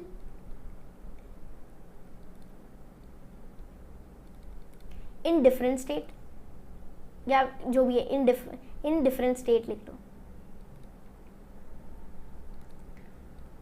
ऐसा स्टेट जहाँ पर आपकी फिक्स्ड एस्टेब्लिशमेंट है भी नहीं, वहाँ पे दुकान उकान कुछ भी नहीं है, पर चले गए आप तो अपना सामान लेकर एग्जिबिट कर लिया और बढ़िया सामान था, 10 जने लेकर भी गए, तो वहाँ पर आप क्या कहलाओगे? Casual taxable person. आई बात समझ? नेक्स्ट आता है कंसिडरेशन। इसे बहुत अच्छे से समझना, हम केस स्टडीज़ वगैरह पढ़ेंगे वो उसमें ये आता है, ठीक है।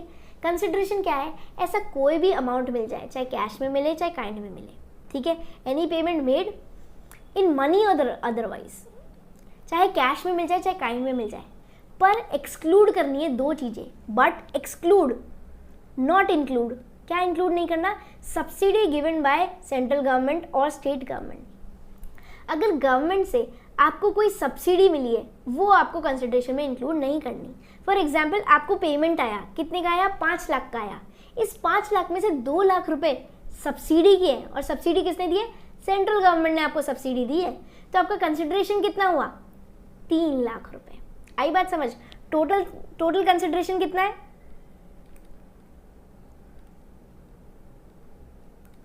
कंसिडरेशन रिसीव्ड कितना है?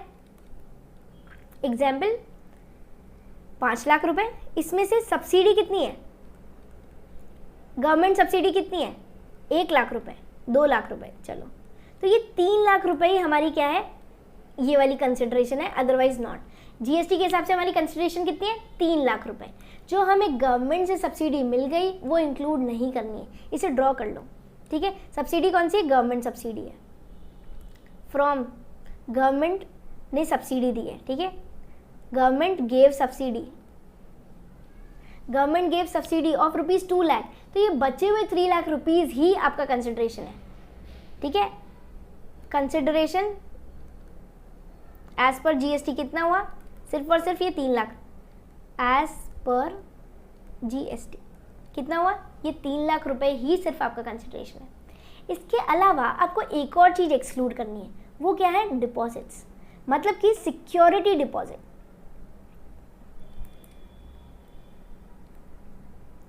जैसे एग्जाम्पल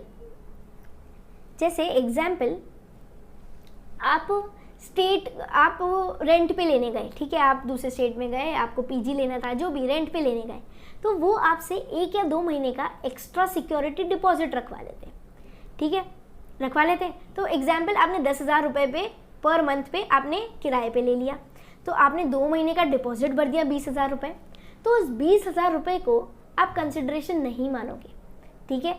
कब तक नहीं मानोगे? अनलेस एंड अनटिल, जब तक वो अप्लाई हो जाए तो ही मानोगे।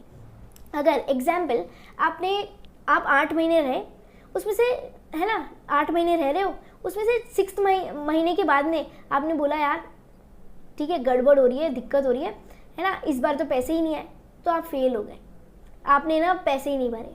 तो सिक्योरिटी डिपॉजिट जो लैंडलॉर्ड है वो क्या करेगा? जिसके पास 20,000 रुपये का सिक्योरिटी डिपॉजिट है उसे यूज़ कर लेगा, है ना। फिर अगर आपने 8वें महीने में भी नहीं दिया, नेक्स्ट महीने में भी नहीं दिया, तो क्या करेगा वो? तो आपको रफा दफाई कर देगा। 2 महीने का सिक्योरिटी डिपॉजिट था, उसने उसको रेंट की तरह मान लिया और उसके बाद में आपको निकाल दिया, ऐसा करेगा। तो वो सिक्योरिटी डिपॉजिट, और ऐसा भी केस हो सकता है कि आप सालों साल, आप 10 साल से रह रहे हो और वो डिपॉजिट जमा ही है, जब आप छोड़ के जाओगे तो आपको वो वापस मिल जाएगा। आ रही बात समझ? 2 केसेस है। तो जब तक डिपॉजिट काम नहीं आ रहा, यूज़ नहीं किया जाए, अप्लाई नहीं किया जाए, तब तक वो डिपॉजिट को कंसिडरेशन नहीं मानना, ठीक है। मतलब सालों साल रह रहे हो, 10 साल से रह रहे हो और आपने कभी भी डिपॉजिट को यूज़ नहीं करवाने पड़ा, लैंडलॉर्ड को यूज़ नहीं करना पड़ा, तो क्या होगा? आपको वो डिपॉजिट कंसिडरेशन का पार्ट नहीं है। पर अगर आप फेल हो गए और किसी भी वजह से उसने यूज़ कर लिया, उसको अप्लाई कर दिया, आपका रेंट मान लिया, तो फिर क्या माना जाएगा?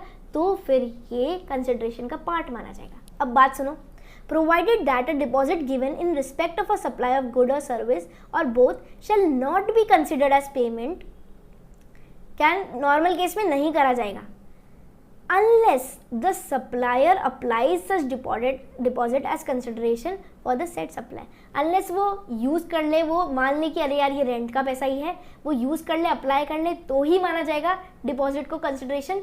वरना जनरल केस क्या बोलता है कि आपको डिपॉजिट को, सिक्योरिटी डिपॉजिट को कंसिडरेशन का पार्ट मान ले, नहीं मानना है, ठीक है। और इसके अलावा सब्सिडी अगर सेंटर से मिले या स्टेट गवर्नमेंट से मिले तो भी उसको कंसिडरेशन का पार्ट नहीं मानना है। कंसिडरेशन कोई भी, चाहे मनी में मिले चाहे काइंड में मिले, सब्सिडी मिली अगर गवर्नमेंट से, स्टेट या सेंटर से, तो भी नहीं मानेंगे, इंक्लूड नहीं करेंगे। दूसरी बात, अगर कोई डिपॉजिट है, सिक्योरिटी डिपॉजिट है, उसको भी कंसिडरेशन नहीं मानेंगे। पर सिक्योरिटी डिपॉजिट को अगर किसी भी वजह से यूज़ कर लिया, अप्लाई कर लिया, तो क्या मानेंगे, तो हम उसको अप्लाइड मानेंगे, तो कंसिडरेशन का पार्ट मानेंगे। नेक्स्ट आता है कंटिन्यूस सप्लाई ऑफ गुड और कंटिन्यूस सप्लाई ऑफ सर्विसेज।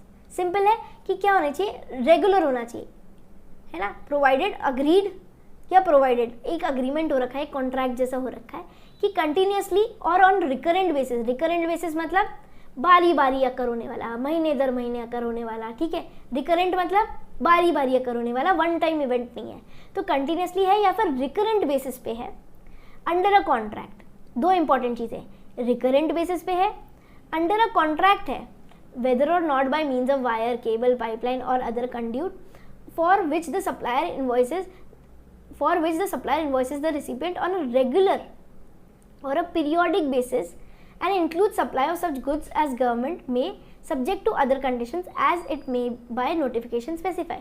क्या बोल रहा है, ऐसा कि कॉन्ट्रैक्ट कर रखा है और उसके लिए बारी बारी इन्वॉइसेस भी जनरेट करता रहता है ना, पीरियड वाइज, हर 3 महीने में एक बिल भेज दिया, ऐसे मान लो, ठीक है।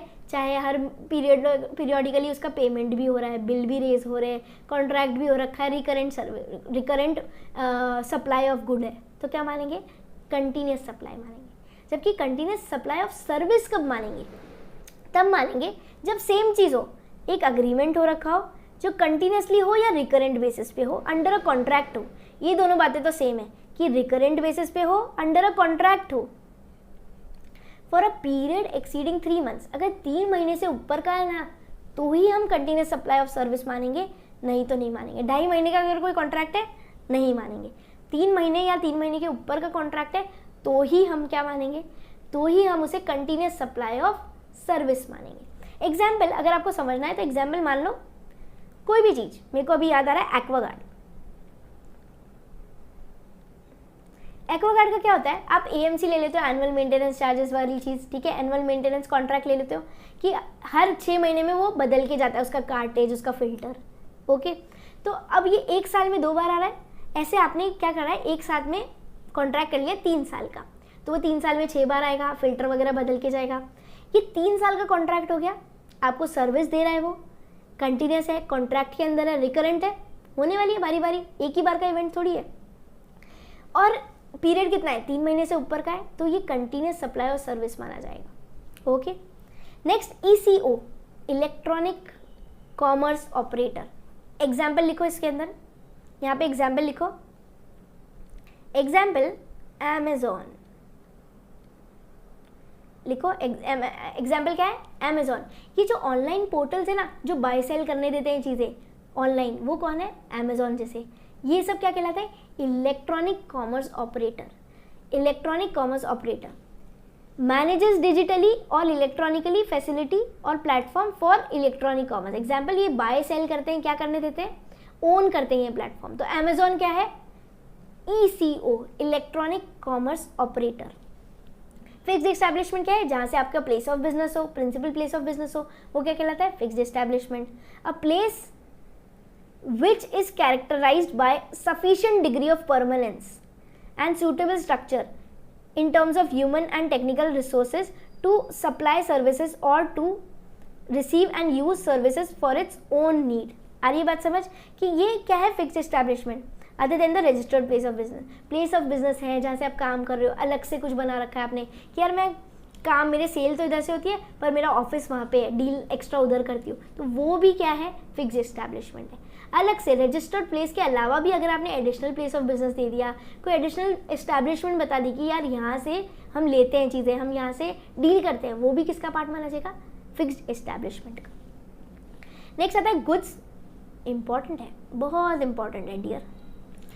गुड्स अदर देन मनी, सारी ऐसी movable property other than money, securities, ठीक है, फर्स्ट और सेकंड, 2 चीज़ें एक्सक्लूड करनी है, मनी को भी नहीं लेना, सिक्योरिटी भी नहीं लेना, मनी भी नहीं लेना, सिक्योरिटी भी नहीं लेना, मनी भी नहीं लेना, सिक्योरिटी भी नहीं लेना, ठीक है, सारी ऐसी मूवेबल प्रॉपर्टी क्या है, गुड्स है, अदर देन मनी और सिक्योरिटीज, ठीक है, but includes actionable claim, but includes actionable claim, growing crops, grass, things attached to or forming part of the land which are agreed to be served before supply or under any other contract of supply. Excuse me. Movable property में क्या आएगा, सारी चीज़ें आएंगी accept money और security, दोनों चीज़ें याद रखोगे, मनी और सिक्योरिटी को नहीं लेना है। नेक्स्ट आता है इंडिया। इंडिया का क्या मतलब है यहाँ पे, इंडिया का मतलब इंडिया की जो टेरिटरी है वो टेरिटोरियल वाटर्स भी आएंगे, सी बेड भी आएगा, सबसॉइल भी आएगा, ठीक है, कहाँ तक, इकोनॉमिक जोन तक आएगा, मैरीटाइम जोन तक आएगा, आप नहीं याद रखोगे तो भी चलेगा, पर इंडिया और इंडिया के आगे तक सी बॉडीज़, ठीक है, 12 नॉटिकल माइल्स, फिर 24 नॉटिकल माइल्स, आगे तक आपने पढ़ा होगा, तो ऐसे करके वो नॉटिकल माइल्स जहाँ तक दे रखा है वहाँ तक भी इंडिया होता है। मतलब इंडिया का लैंड खत्म होने के बाद में कुछ वाटर बॉडीज़ का पार्ट ले रखा है, नॉटिकल माइल्स में गिनते हैं उसे, उस पोर्शन तक हम इंडिया ही गिनते हैं। फिर उस पोर्शन को जब वो क्या करता है, क्रॉस करता है, तो वो क्या माना जाता है कि ओवरसी हो गया, दूसरे बॉर्डर में चला गया, दूसरे कंट्री के उसमें आ गया, वरना अपने स्कोप तक आता है। इंडिया का स्कोप कहाँ तक है, टेरिटोरियल वाटर्स तक है। नेक्स्ट आता है नॉन टैक्सेबल सप्लाई, ऐसी supply which is not leviable to tax under GST is known as non taxable supply. ऐसी सारी सप्लाई जो जीएसटी अट्रैक्ट करेगी, चाहे वो गुड्स हो चाहे सर्विस, वो कहलाएगी टैक्सेबल सप्लाई, ठीक है। जैसे कि एल्कोहलिक लिकर और हमने क्या बोला था, इमूवेबल प्रॉपर्टी, ये दोनों ही चीज़ें क्या है, नॉन टैक्सेबल सप्लाई, इन पर जीएसटी लगता ही नहीं है। Next recipient. रिसिपिएंट कौन कौन होगा, 3 जने हो सकते हैं, कोई भी जना हो सकता है, ठीक है। First, where a consideration is payable, जहाँ पे भी कंसिडरेशन पेएबल है तो जो जना कंसिडरेशन पे कर रहा है वो कहलाएगा रिसिपिएंट। जहाँ पर कंसिडरेशन नहीं है, नो कंसिडरेशन, तो वहाँ पर जहाँ पर वो गुड्स या सर्विस डिलीवर किए जा रहे हैं, जहाँ जो रिसीवर ऑफ दैट गुड और सर्विस है वो कहलाएगा रिसिपिएंट। या तो जो पैसा दे रहा है वो कहलाएगा, कंसिडरेशन ही नहीं है तो जो रिसीवर ऑफ दैट गुड या सर्विस है वो कहलाएगा, ठीक है। No consideration to whom the goods are delivered और द सर्विस इज मेड, वो कहलाएगा। No consideration is payable in the supply of service the person to whom the service is rendered, जिसने सर्विस ली या तो वो कहलाएगा, जो गुड्स लिया वो कहलाएगा, या फिर जिसने पेमेंट किया वो कहलाएगा, ठीक है। क्या कहलाएगा, रिसिपिएंट कहलाएगा। Any reference to a person to whom a supply is made shall be construed as reference to the recipient of the supply and shall include an agent. अगर कोई एजेंट ने काम किया on acting on behalf of that principal will also be considered as recipient. Okay? Reverse charge क्या है, जब receiver of the good को, receiver of supply को बोल लेते हैं, चाहे गुड हो चाहे सर्विस हो, रिसीवर ऑफ सप्लाई को जमा करवाना पड़े टैक्स, जमा करवाना पड़े टैक्स, जमा करवाना पड़े टैक्स, वो क्या कहलाता है, रिवर्स चार्ज। और जब सेलर को करवाना पड़े वो कहलाता है फॉरवर्ड चार्ज, ठीक है। रिवर्स चार्ज कब कहलाता है, liability to tax by the recipient of supply of good और सर्विस और बोथ इंस्टेड ऑफ सप्लायर। अब देखो सर्विस मतलब क्या है, सर्विस यहाँ पर अदर देन गुड्स, मनी और सिक्योरिटीज, और गुड्स क्या थे, other than money and securities known as goods, whereas other than goods, money and securities क्या आता है, सर्विस। सर्विस में ना ही गुड इंक्लूडेड है, ना ही मनी इंक्लूडेड है, ना ही सर्विस इंक्लूडेड है। पर गौर करने वाली बात है, मनी और सिक्योरिटी से रिलेटेड अगर कोई सर्विस दे रहे हो, मतलब कोई कन्वर्जन की, कोई ट्रांसफर की, तो वो सर्विस का पार्ट माना जाएगा। गुड में क्या था, मनी और सिक्योरिटीज इंक्लूडेड ही नहीं है, कतई इंक्लूडेड नहीं है।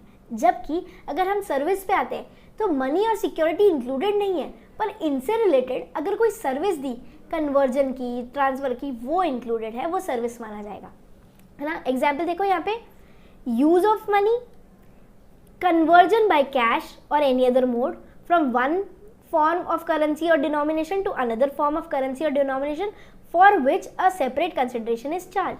सिंपली वो ट्रांसफर, मनी ट्रांसफर वाले लोग होते हैं ना, वो जो सर्विस दे रहे हैं वो इधर जीएसटी अप्लाई होगा, जीएसटी अट्रैक्ट होगा। आ रही है बात समझ, क्योंकि वो लोग स्पेशली चार्ज लेते हैं, कन्वर्जन का कुछ चार्ज ले लेते हैं, ट्रांसफर का कोई चार्ज ले लेते हैं। तो ये सर्विस का पार्ट है। मनी और सिक्योरिटीज जीएसटी में नहीं आते, ठीक है।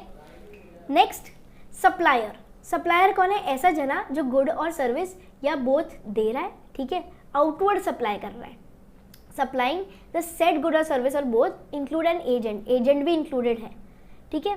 सप्लायर कौन है? जो आउटवर्ड सर्विस कर रहा है, सेलर मान लो, एग्जाम्पल सेलर, या सर्विस प्रोवाइडर, प्रोफेशनल, जो भी है, जो सर्विस दे रहा है, आउटवर्ड सप्लाई कर रहा है, वो कौन है? सप्लायर। टैक्सेबल पर्सन कौन है? ऐसा पर्सन जो रजिस्टर्ड है और लाइबल टू, या फिर लाइबल टू भी रजिस्टर्ड है, मतलब उसका प्रोसेस है, हो रखा है और उसको रजिस्ट्रेशन ले लेना चाहिए था। अगर आपने वॉलेंट्री रजिस्ट्रेशन ले लिया तो क्या आप जीएसटी के दायरे में आ गए? क्या आप टैक्सेबल पर्सन हो गए? हाँ, इसका आंसर है कंप्लीटली हाँ, एब्सोल्युटली यस। क्यों? जैसे ही चाहे आप वॉलेंट्री रजिस्टर करो, चाहे आप थ्रेशोल्ड लिमिट क्रॉस करने की वजह से करो, आप किस में आ जाते हो? आप टैक्सेबल पर्सन में आ जाते हो, ठीक है। नेक्स्ट आता है टैक्सेबल सप्लाई। ऐसे गुड्स और सप्लाई जो कि टैक्स लगेगा उस पर, किसके लगेगा, क्यों लगेगा? जीएसटी के अंडर लगेगा। ये सब चीज़ें किस में आती है? टैक्सेबल सप्लाई में। जो भी ऐसे प्रोडक्ट है जिन पर टैक्स नहीं लगता जीएसटी के अंडर, वो नॉन टैक्सेबल सप्लाई।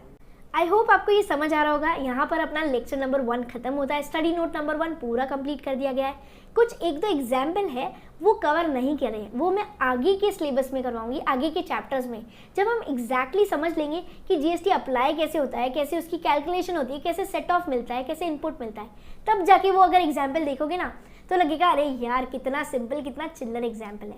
और अभी अगर उस एग्जाम्पल को समझा दूँ तो हो सकता है कॉम्प्लिकेटेड लगे, ठीक है। तो ईजी बनाने के लिए उसे आगे के चैप्टर में इंक्लूड करूंगी। अभी के लिए स्टडी नोट नंबर 1 कंप्लीट हो गया है। होपफुली आपको समझ आया होगा। कोई भी तरीके का डाउट हो प्लीज़ पूछना। इसके अलावा अगले 2-3 लेक्चर्स और आगे तक देखते रहना।